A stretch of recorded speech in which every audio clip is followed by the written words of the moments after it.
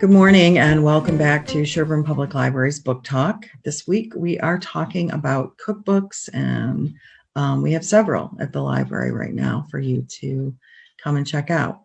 I'm going to start out and I'm going to talk about a couple different books we've got, and they both they're kind of paired together well.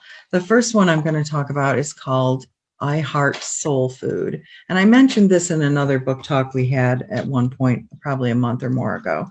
This is 100 Southern Comfort Food Favorites.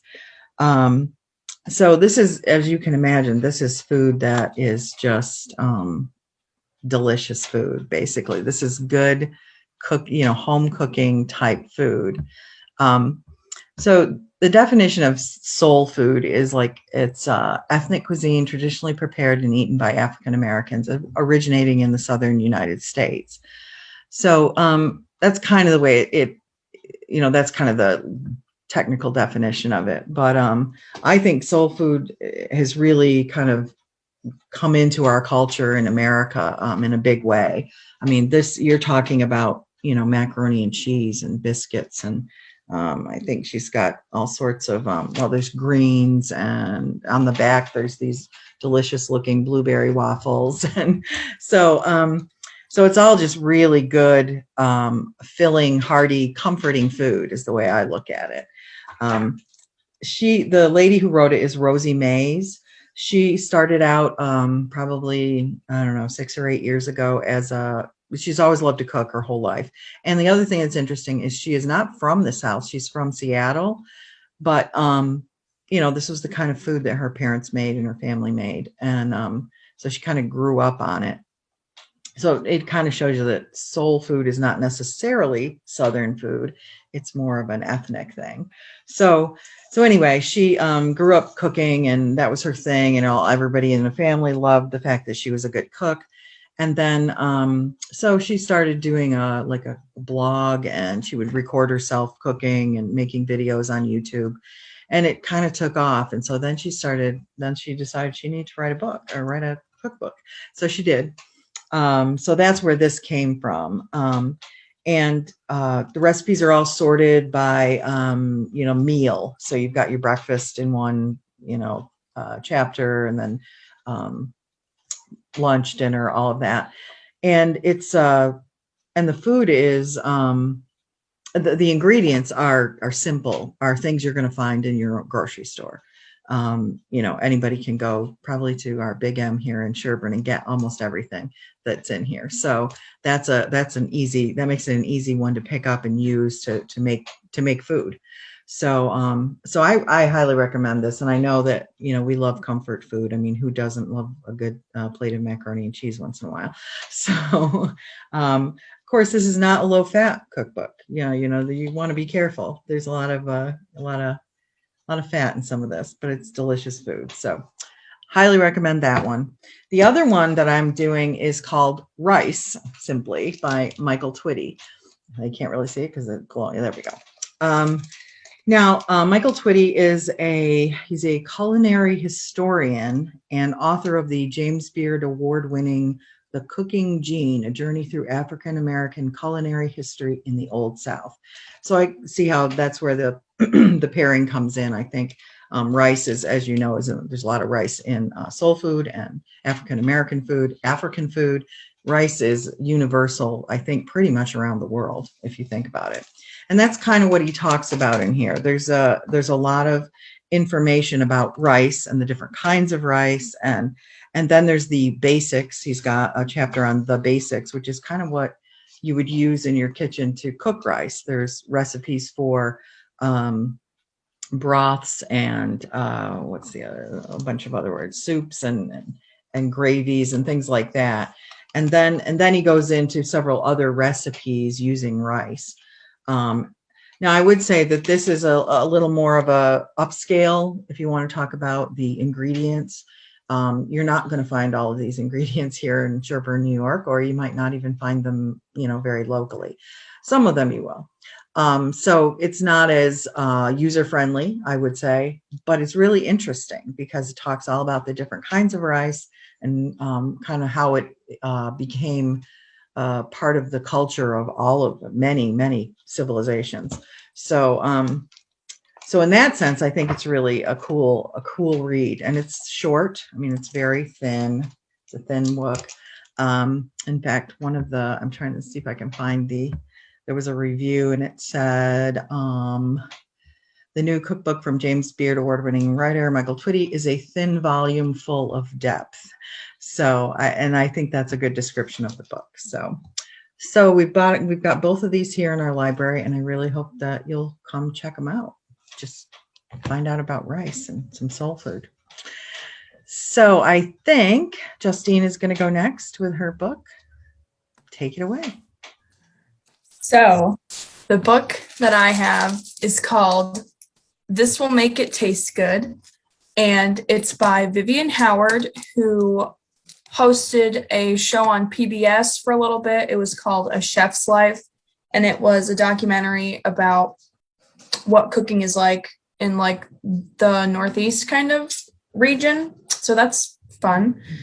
And I like this book because what she does in it is she takes a few simple ingredients and she shows you multiple ways they can be used to amp up the flavor of your food. So each chapter of the book is devoted to a different simple ingredient. Like this is red peppers. And with every ingredient, she'll give you a couple ways how you can use it to kind of amp up your dishes. And I just think that's really helpful because for people who feel like they can't cook or they don't know how to cook, this book kind of shows you that you don't have to be a gourmet chef to make food that tastes good.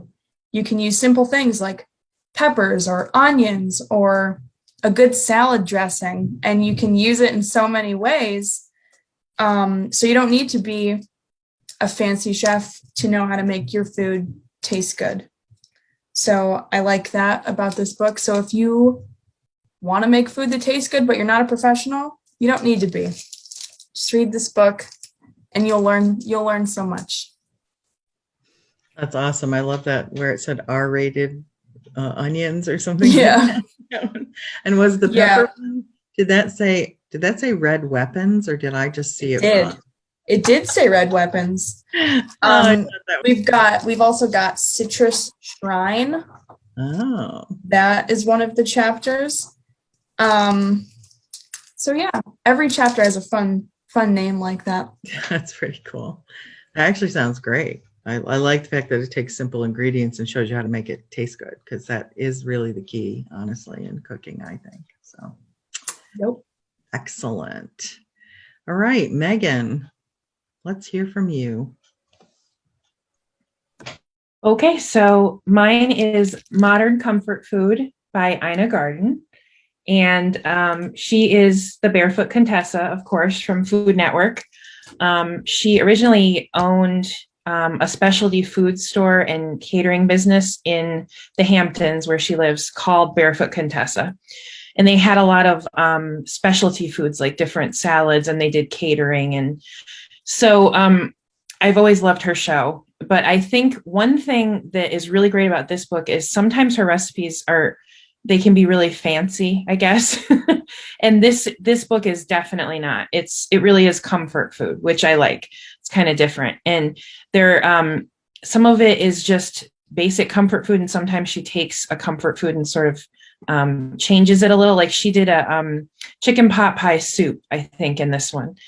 But then she also does like a beef stew and cream corn. So it's really stuff you're familiar with. And I really like that. One thing that's it is by like, she's got it separated by like appetizers, the normal way that usually cookbooks are done, appetizers, main courses, and things like that. But one thing that I thought was funny is if you watch her show, she talks a lot about, she'll say, use a good vanilla or a good chicken stock or something. And people are like, well, what does that mean?